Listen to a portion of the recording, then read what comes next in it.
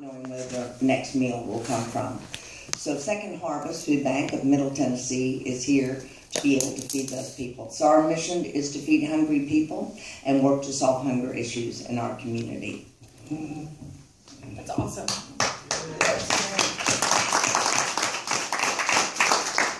Representing the Monroe Carroll Junior Children's Hospital at Vanderbilt, we serve as part of the Vanderbilt University Medical Center and obviously serve children from as small as a pound to full-size adults. We serve on any given day about 1,400 children through our various outpatient and inpatient services. We're a 271-bed, officially standing hospital with all pediatric, medical, and surgical subspecialties represented. We have some of the only programs in the country or in the state at Monroe Carroll, as well as programs that serve almost 2/3 of the state for certain high technology services that aren't in some of the other children's hospitals. So we really serve the entire state in terms of our referral patterns and some of the programs that we have. And aren't y'all, forgive me if I'm wrong, aren't y'all in the process of even growing? Yes, we'll be launching a building project next summer to add 4 more floors to the children's hospital. So we'll be probably in the top 20 in terms of size children's hospitals in the country. And the thing I love too, and we say this in the video, I just want to say this because it's really cool, is even when people have an inability to pay, they don't refuse anyone. So I think that that's really key, especially for families that don't have the money.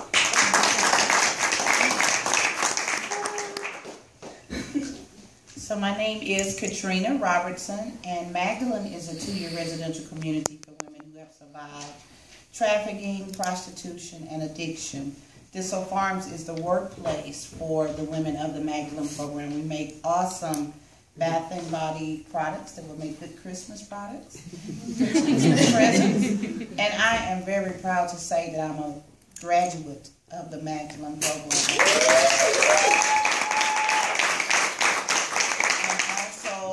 I'm the National Sales Director at Thistle Farms. I manage a team of ladies. We have 408 stores across the country that carry our wonderful products and support the mission and the movement of helping bringing women off the street. 80 of those stores are Whole Food stores. Good morning. I'm Mary Baker. Monroe Harding serves children who are in the foster care system from birth to 26. Across the state, there are nearly 8,000 children in state custody who've been removed from their homes because of abuse and neglect.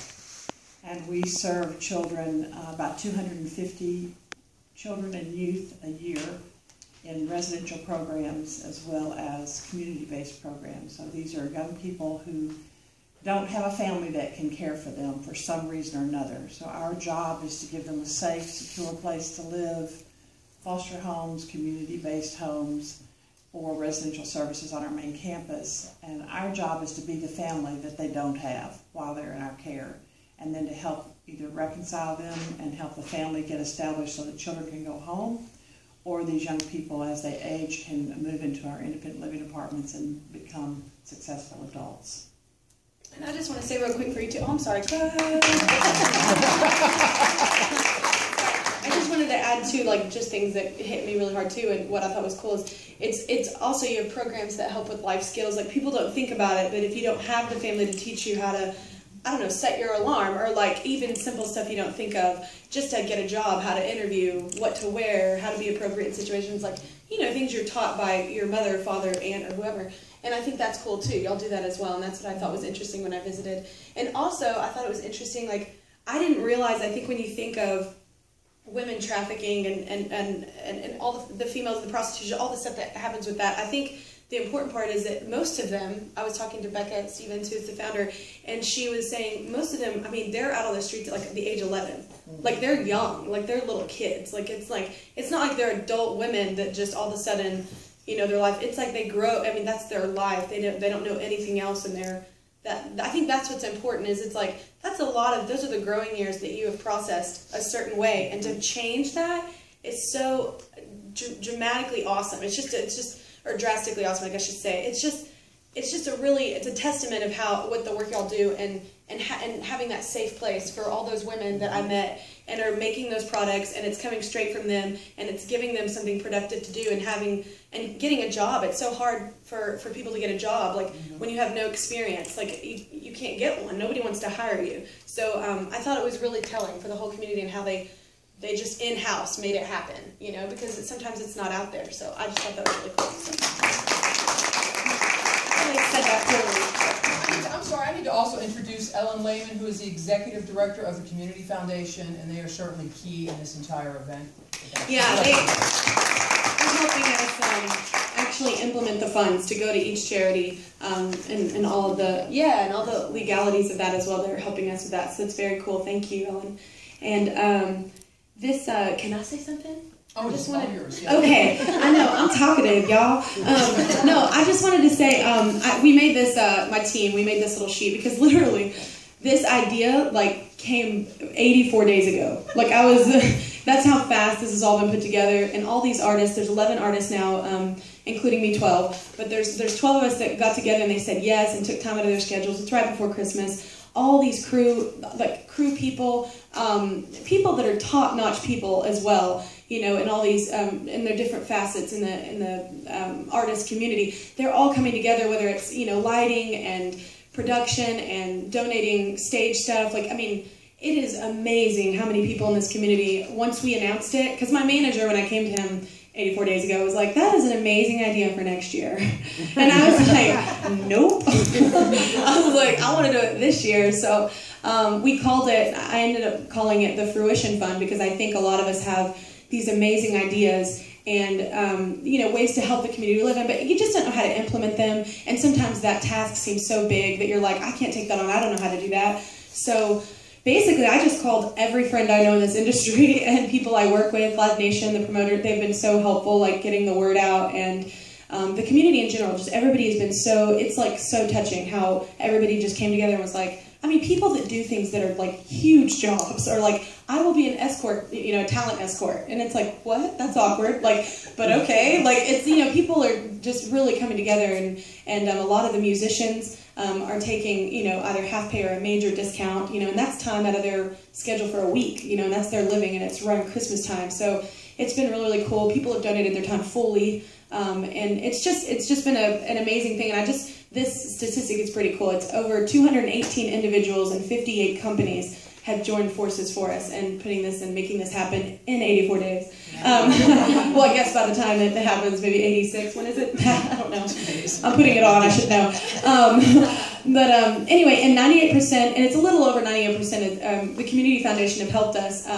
98-point-something% is going all back to the charities and the people involved. The only reason why we even have the one, because I asked, the only reason why we have the one or whatever is because we have to implement that. We have to, you know, get the funds to the people, and that all takes, you know, people and paperwork and, you know, legal situations. So, but anyway, most of the proceeds are going to these charities, and these are charities that, by the way, these aren't just random charities I chose. Like, I've been I'm not tooting my horn. I'm just saying, like, I have been a part of these charities for years. Like, I have a lot of friends that have money and they don't want gifts for Christmas, you know, or their birthdays or anything like that. So we always donate money towards charities, and we've done that the past how many ever years for Christmas. And I thought, why don't we do it in a bigger way and put on a show and like actually have, you know, because a lot of people will be like, I want to donate money, but I don't know how, and also I don't know where the money's going. A lot of people are jaded, and you're like, you know, I don't want to give money because whose pocket is it actually going into? And what's cool about this, and I just want everybody to know, like, honestly, like, every penny that we can put towards that 98-point-whatever% is going to these people, and what they do on a daily for people is amazing. And I just think that's important, because I think a lot of people wonder, you know, where it's going. So I'm so touched that everybody's here and you're getting the word out even more. It's virtually sold out, but we still have some tickets left, only a few. But we appreciate everybody, you know, talking about and getting the word out. We're trying to make it an annual thing, and maybe bring in other charities next year, maybe stream the show, maybe go even bigger, because honestly, with the artists, like, I just called my friends and I was like, hey, do this for me, because you're my friend. I called my mother-in-law first because I figured if I could tie Reba in, people would say yes. So she said yes, probably because she's just my mother-in-law. It'd be awkward at Christmas when she was like, I turned you down. But she said yes first, and then everybody kind of started saying yes, and it was just, it was a really, it's a bold thing to ask somebody to come during Christmas time, to come fly in, or, if they were going to be somewhere else for Christmas, and do that. So all these artists are really, really cool. You probably have the names of the artists that are going to be there, but and it's going to be a fun show, honestly. I think it's cool, too, just for the community to come together and everybody knows it's just a good time. Like, it's a good time when we're celebrating, these people in our community that are our next-door neighbors or right outside our door, and it's cool to, know that you're giving back to the community you actually live in. And I've been here for over 7 years now, so it's home for me, which is hard to say for a Texan. But but it is. It's been my home for over 7 years, and I adore this community. Not only the music community, the business community, and everybody here is just, I don't know, it's kind of like well, my business manager likes to call it a Nashville Nation. I thought that sounded like a cult, so I didn't say that. But it is, though. Everybody here is really cool, and there's all different, especially musically speaking, there's all different kind of artists here that all came to the table. We've got Haley from Paramore coming, which is like more alternative kind of thing, and we've got Megan Trainor all about that bass. You're welcome. I'm excited to hear that. I love her. And then we've got, country legends that I, grew up listening to, that I've loved for my whole life. I can't believe that they're coming to a show that I'm throwing.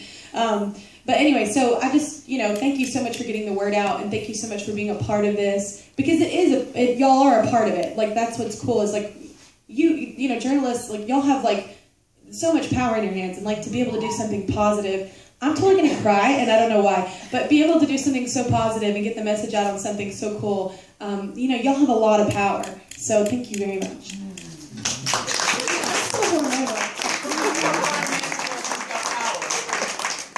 You do. It's cool. Do you have any questions for anybody? Brian. So what was it that happens on September 26th or so that makes you go, hey, let's put on a show? I literally had left this building. I was having a meeting with my manager, and I was on my way home in the lovely traffic that occurs between 3 and 7 going to Hendersonville. Anyway, and I was in my car forever, and I was just thinking about just my Christmas album stuff. We didn't get to do a lot last year because I was pregnant and miserable, and we had to cancel a bunch of stuff, and I was like, man, it literally started from my idea in my head going, we should just do something a small show just for fans and just for friends, just be able to get to play the Christmas music. And then I was like, we should do something and just actually donate the money. And then I was like, why don't we just do it at Bridgestone? I was like, it just became this big thing as conversation in my head, in my car. And I literally had dinner plans already with my family that night, and it's very incestual. My manager's my father-in-law. And anyway, so we were at dinner, and I walked up to him, and I was like, okay, so I'm thinking I want to do this show. And he literally was like, that is amazing for next year. That's an awesome idea. And I was like, except that we're going to do it this year. And he was like, interesting. So I was like, I'm going to pull up a magic wand and make that happen in days.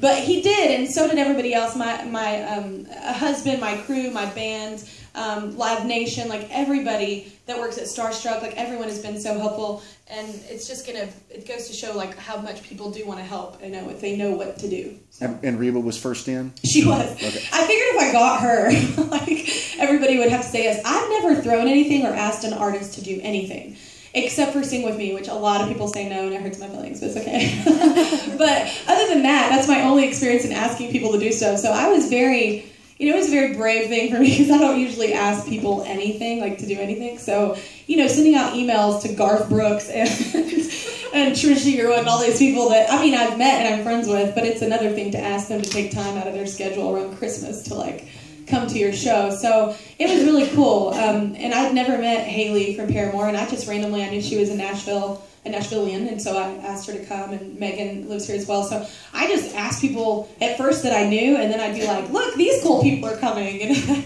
I'd get other people, but I basically guilted everyone into doing it. I'm just kidding. I didn't have to. They were all willing, and there were a lot of people actually that it was such short notice. They were like, man, next year, I'm totally in. There were a bunch of artists that were like, I'm actually going to be out of town, but next year I'm totally into doing it. So we're hoping annually we can, make enough money to help these charities throughout the year. So I'm long-winded. You're welcome. Hunter. So since you got the yes from all these artists, what are the conversations been about the music? Are you excited about, because I mean, you've got all these people in one place. Are you excited about maybe some collaborations that might happen? Totally. I mean, and I already have a couple emails out still. I just emailed last night about some more, just because I think people are going to be like, get off the stage, do a collaboration, or have another artist, you know, because I'm in between all the different artists. But there's so many amazing artists. We're doing collaborations as well, and that's what I thought for artists whenever I emailed everyone. I was like, you know, not only is this a cool moment for us to give back to the community we live in, I asked people that are from Nashville or live in Nashville, and it's not only that, it's a chance for us to get to like just do something fun, you know, and it's not for anything. It's not for self-promotion. It's not for your album. It's not like, you know, gone through the channels of management and label and gone, yes, that's approved. Like, it's just something fun. We're doing Christmas songs. It's simple, you know. So it was really, it should be really cool. But if it's not, it's for charity, so don't get mad. If it ends up bombing, be nice. It won't bomb, I'm kidding. Well, I couldn't help but think as you're talking about all the children's charities, what a great tradition you're starting, that literally from your daughter's very first Christmas, Mommy does a benefits show. Yeah, it's her first charity show. Yeah. She's, and honestly, that's a change in me as well. Like, you know, it's so funny when I was single for so long and you live like, I mean, seriously, I don't know if it's my eye makeup, and I'm about to start crying again. Okay, somebody get me some, I don't know what's happening. But anyway, it's, you know, when you're single that long and especially in this industry and everything in your job is so egocentric, it's very easy to get lost in that. And, you know, definitely having, why did you ask me about my baby girl? Okay, so especially having her like opens up your eyes and like, you know, wanting to give back to your community and wanting, you know, I want her to know that. So, seriously? I didn't even see this happening. I'm a mom too, but that's how it touched me. Yeah, well, and I think it's important. My husband and I talk about this all the time too. Like we grew up like in a duplex and a trailer. So I mean, you know, we didn't grow up in a really nice, you know, neighborhood or anything. We grew up, you know, working very hard, and it's always our thing I'm gonna breathe.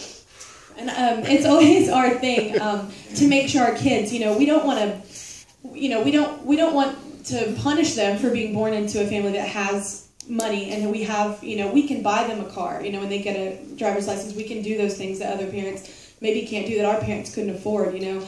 But we want to make sure that they are a part of things like this from the get-go, you know, and his kids and our little girl as well. Just see this, because it's like you can't grow up in your own little world. Like, there's a whole world out there, and there's people that are in need, and to know how lucky she is cool. Seriously, it's like I'm pregnant again. I'm not. But wow, I will take it. Yeah. I mean, I'm balling. Like, I mean, I feel like I'm being interviewed by Oprah or Barbara Walters.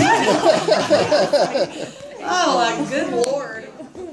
It's like you talk about River, and I just go mushy. It's so annoying. I used to be more badass. I'm not. It's all gone. But it is cool. She's going to be there. It's her first event. I'm very excited for her to be a part of it too. She won't remember it, but we'll take a picture. Yeah. Should be getting selfies. Yeah. What was your more fun pitch phone calls? I mean, I'm sure you had some great phone calls. Oh my God, y'all! I got one, and she can't even make it, but it doesn't matter. But I got real bold about 8 days ago. And I was like, I'm singing, well, I hate to run this, but whatever. I'm singing Hard Candy Christmas. It's a lot of people's favorite song, and I thought it would be very cool to sing. And then I thought, you know, I was practicing it, and I was like, I do not do this song justice. So I thought, I was in my living room. My husband's like, why don't you just email her and see if Dolly will do it? And I was like, yeah, I'll just email Dolly and be like, hey, come to my show. Like, you know, and she sit back. First of all, I love her because she doesn't email, she faxes, which makes me like, I mean, you don't understand. Like, the fax, I'm actually framing and putting it up. And it's just like Dolly, and she's so sweet. Like, she talks about my baby girl, and she's like, just so sweet about, you know, the song and everything. I obviously asked her 8 days ago, so she has plans. But she, you know, she was like, oh, next year, she's like, let me know. She was just so sweet in her email, and it was so, I mean, that's aiming for the queen of country music, so, you know, that was pretty high. And 8 days before. But, you know, she was so sweet, and I totally am framing it. And she faxes, y'all. Come on. That's amazing. That's my favorite part. I love it. I don't know if I've ever sent a fax. I don't know. I received it here. I wasn't a part of it. Why am I still talking about it? I don't know. I'm just blown away by the amount of leadership that is in this room right now. And so what can women do for other women to just be a good example of like better leadership? You know what? I don't know if it's I don't know. I can't speak for just them, like in their own rights, in their own life. But like I think, especially with music, like how much power y'all have, with your pen, and that's amazing, and it's a positive thing. I think the same thing for musicians. We have such a spotlight on us all the time, and and we're so blessed. We have these lives that are just unheard of blessed, and I'm aware of it, and people are aware of it. But I think it's a maturity thing. I think until you mature and you actually step outside your egocentric 20s, maybe, or even younger than that. I don't know. Wherever, maybe I'm late. I don't know. But I think it's until you step outside and realize, the world is a bigger place than just what's going on in your life. I think that's when you maybe become a leader, and that's when you start. This is not my thing. I hate speaking in public. I mean, if I could sing right now, I would be so happy. I hate talking in public. Like, this is not my thing to do. I have never emceed a show. This could completely bomb. So, I mean, I don't know. But I think it's just there's no choice at this point. I think you get old enough to where you go, well, it's not about me. And if I bomb whatever, it's worth it. Like, it's worth it to, touch someone in the audience, or maybe somebody might come to this show and be so affected by it they might volunteer. It might change their whole life, and their path, and I think that's so important. Mine has changed, even since meeting these ladies. It's amazing, all the not only women, the men that are behind these organizations as well, and are just trying to make a difference. And honestly, all the people, even musicians on call who I work with as well, which is how I got in with Vandy. I didn't want to say the whole name. I'm so sorry. It's a long name. But they give their time, and there's a bunch of men and women that work with that community that go up there every Tuesday or every Wednesday and do their thing and make it happen, and just come visit people that really, who wants to be in a hospital? Especially around the holiday. Who wants to do that? No one. So I think it's a maturity thing for me. I don't know what it's going to take for other people, but I think it's just opening your eyes and seeing stuff. But I don't know if y'all want to answer. I'm very long-winded. I might have covered it. I don't know. One of the things that occurs to me is that you were talking about when you had your daughter and you began to think about wanting her to experience giving back. The children we work with, whether they're little toddlers or all the way to 26, come out of trauma. They've experienced a lot of trauma in their lives: sexual abuse, neglect, physical abuse, abandonment. And in that environment, our job is to help them connect with their resiliency as a human. And I say to them sometimes, all the stuff you've been through, I'm amazed that you are here and you're going to school and you're passing some of your classes and you're still picking your head up and looking in the world. So coming from a position of power or thinking about that, for us it's really about helping that young person wherever they are recognize they have something to give back. Maybe they don't have a home to go to. Maybe they were put out on the streets to support a parent's drug habit, and they've been prostituting, whether it's male or female, since they were 11. But they still have something that they can give back. So our job is to help them find that sense of resiliency and to recognize, oh, I have something I can give. I have talents, and I have an interest in myself. And it dawned on me the day Kelly was at Monroe Harding that Monroe Harding as an agency, and the guys that live on our campus, these 16 to 18-year-old boys, do volunteer work for all three of these agencies. And I'm like, now how does it, talk about synergy. The women at Magdalene have come to our campus and talked to the young men about their experience, because we want our young men to think about women differently. Some of them have lived with women who have been on the streets. Some of them have been on the streets. And they grow sage and lavender for the products. Now, probably not enough that y'all would ever use it, but they don't need to know that. They've got their tours. They're taking their lavender and sage. That's good. One of our group of guys raised money and bought toys for the children at the Vanderbilt Children's Hospital, and then on a regular basis they go to Second Harvest and help sort food. So in terms of power, that's our power is collective, and we're helping these young people recognize, wow, I have something I can give back. You're empowering them. Absolutely. Yeah. And when they start lifting their eyes up and giving direct eye contact, you realize, oh, okay, they're getting it. So that's what I think about when I think about the power in the room. Yeah. Wow.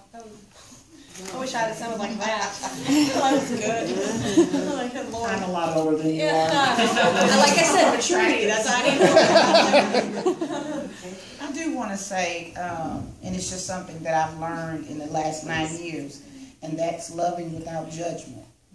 You know, how often do we look at people and we, based on what we think we see, we judge people. When you love people unconditionally without judgment, you give people the room and what they need to overcome. And I was thinking about how love heals. Love is more powerful than all the forces that took the women to the streets, that kept the women on the streets. And we're talking about the streets, but we're not just talking about here in Nashville, Tennessee. And in our community, we'll talk, a big word for us is community. And our fearless leader, Becca Stevens, always talks about there's a thin line between a priest and a prostitute. And I was like, what does that mean when I first got here? And she says, if all of us, and I mean everybody in this room, can stop for a moment and take a look at your own personal life and look at moments when you went right, but easily the wrong decision could have led you left. And the tables were turned, and you, that person on the street, it's so easy to happen. That all of us have private pain. Everybody has private pain. And we have this new thing that we're doing with tea. There is a connection with tea and helping women restore their lives. And not just here in Nashville, Tennessee, or not right here in our back doors. Like some in some of the third world countries, Ecuador, women grow tea.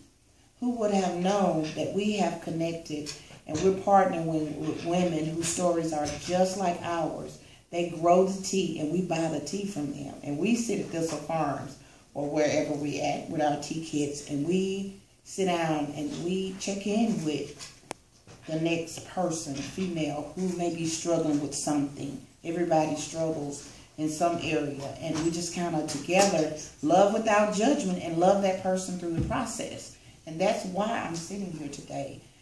People in the community who have said, I believe in you, even when you don't believe in yourself. I'm going to help you, and I'm going to be there and to support you. After being on the streets and in and out of jails for 28 years, you couldn't have told me that I'd be sitting here today in a press conference with you. That is huge. But that's because of loving without judgment. So I thank all of you for taking your time out. I thank you for coming and staying at our cafe. Yeah, I'll take one too. She sang at the cafe. No, and I think something that you said too, and that you touch on, y'all are all not look. Everybody's so nice. No, I think I know my hormones, girl. They are different. Different. Having a baby. No, what I think that's cool too, and I didn't get to say this earlier, but you know.